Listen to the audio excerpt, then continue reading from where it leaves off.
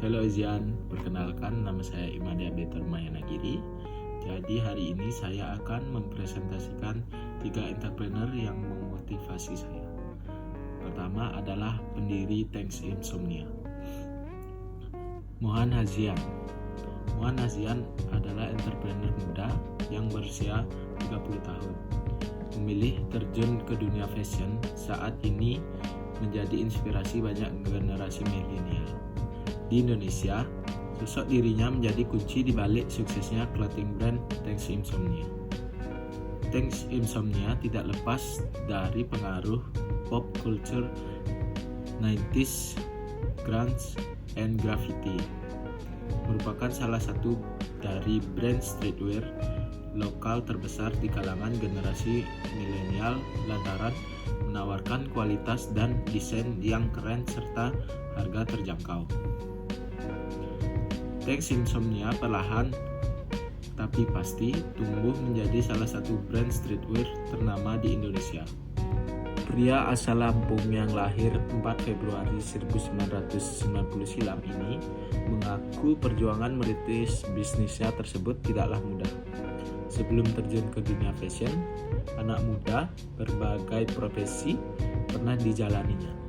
Mohan Hazian berkata, awalnya saya mulai bekerja di restoran siap saji sekitar 1 tahun pada 2008 di usia 18 tahun dan menjadi karyawan outlet fashion terkenal di Senayan. Pernah juga mencoba ngeband saat lulus SMK, kurir, ikut casting FTV, hingga menjadi sales rokok di Jakarta, Bukasir. Pasca merasakan pahit manis sejumlah batu loncatan, Mohan Hazian memberanikan diri mengadu nasib di Megapolitan Jakarta pada 2003 dan mulai membuka brand fashion. Menurut pria yang selera humor ini, mengadu nasib di ibu kota bukanlah hal yang mudah. Namun yang terpenting tak mudah putus asa dan terus mencoba berbuat yang terbaik di Jakarta pada 2023. Jangan cepat merasa puas dengan apa yang sekarang didapatkan, karena menurut gue kepuasan terhadap sesuatu hanya ngebuat berhenti menemukan hal baru dan sesuatu yang lebih baik, ungkapnya. Mohan mengungkapkan bahwa waktu pertama rilisnya Thanks Insomnia, dirinya hanya menjual tas dan hoodie saja pada forum jual beli di Kaskus, memanfaatkan sedikit relasi untuk menitipkan barang dagangannya di store teman sebab belum tersedianya marketplace yang mendukung seperti sekarang ini. Dirinya bahkan sempat menumpang di warnet yang sedang dijaga temannya. Dia tinggal di situ juga, jadi gue bisa berbagi lemari sama dia buat nyimpen stok barang gue yang semakin hari semakin banyak kisahnya. Berawal dari menumpang di warnet, lalu sewa kosan, setelah itu menyewa rumah yang cukup besar untuk dijadikannya office telah dilewatinya. Sekarang alhamdulillah udah bisa bangun office idaman gue yang digabung dengan warehouse dan store ujarnya. Yang kedua adalah Jejo, pendiri Kick Avenue. Jejo atau pemilik nama lengkap Jeffrey Joe ini memang seorang yang cukup digandrungi oleh generasi muda karena penyampaian yang mudah ditangkap dan dipahami. Usianya yang masih belia juga membuat lebih mudah berbaur dengan generasi milenial masa kini. Pria ini lahir pada tahun 1988. Sekarang usianya sekitar 32 tahun. Jejo sendiri menjalankan profesi sebagai influencer dan juga entrepreneurs yang sangat sukses dalam bidangnya. Gak hanya itu, karena dilihat dari penampilannya, dia juga sangat trendy dalam memadu padatkan OOTD dan juga mobil yang dikoleksinya. Pria yang lahir di Jakarta ini punya sederet hobi yang menarik, yakni traveling, stiker kolektor, dan fashion.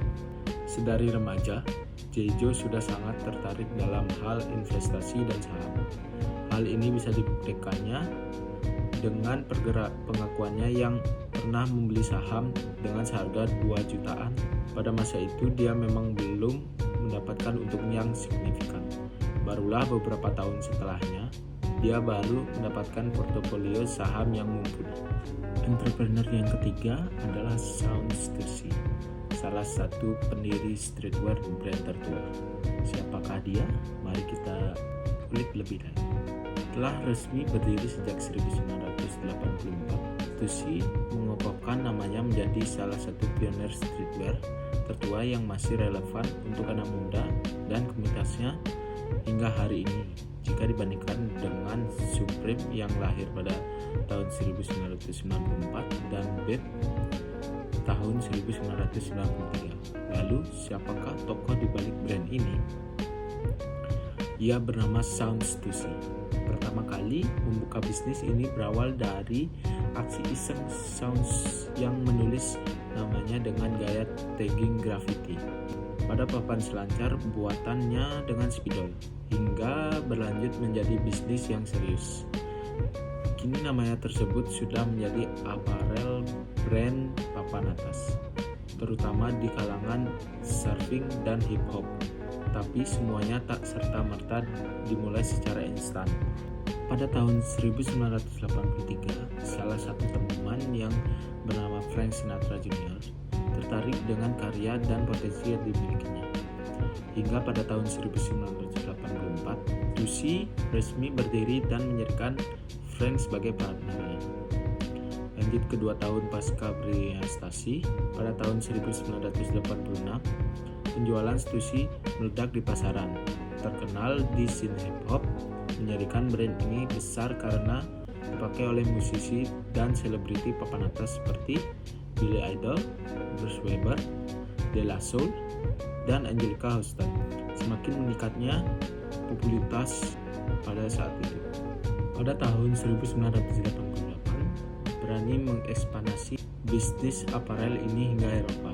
Tren dan kultur yang disebarkan oleh stasi ini ternyata terus berkembang, sehingga Stussy mulai terus-meneruskan membuka toko di seluruh dunia. Mengutip dari Higgs Nobiety di tahun 1991, Stussy sudah meraup penghasilan hingga 17 juta US dollar. Kemudian di tahun berikutnya penghasilannya terus menanjak di angka 20 juta US dollar. Stussy memasuki culture skateboarding. Stussy ternyata cukup peka dengan perkembangan subculture anak muda di Amerika. Saat itu melihat peluang dan mulai secara sporadis memeluk culture skateboarding di Amerika yang juga menjanjikan. Selain menjadi store manager, James Jebbia juga memiliki peran penting dalam masuknya Stussy ke dalam scene skateboarding. Pada masa itu, mengutip dari Complex di tahun 1990, James dan Shaun bertemu di Chateau Marmont to discuss opening a stand-alone Stussy store in New York. Namanya semakin meledak pada scene skateboarding ketika ia mensponsori skater seperti Kate Hufnagel, Scott Johnson, Danny Montoya, dan Richard Mulder. Movement ini justru menjadi perluasan bisnis yang sangat brilian dan mensponsori para skaters tersebut menjadi nama brand ini lebih diterima dan tidak terkesan sebagai brand yang ikut-ikutan tren. Sudah berdiri kurang lebih 35 tahun, Stussy masih sangat relevan dan sangat kuat karakternya di subculture yang ada. Salah satu brand yang harus dimiliki, koleksi, dan dipertimbangkan eksistensinya. Jangan hanya memakai pakaian saja, tapi mulailah pelajari kultur-kultur yang diangkat susah payah oleh Shaun Stussy sejak tahun 1984. Nilai-nilai entrepreneur yang saya dapat dari ketiga tokoh yang saya jelaskan tadi adalah: pertama, tetap bekerja keras, selalu bekerja keras.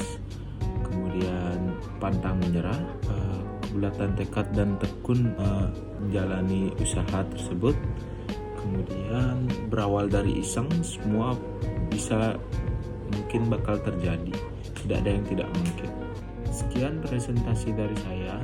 Bila ada salah kata, mohon dimaafkan. Saya ucapkan terima kasih atas perhatiannya.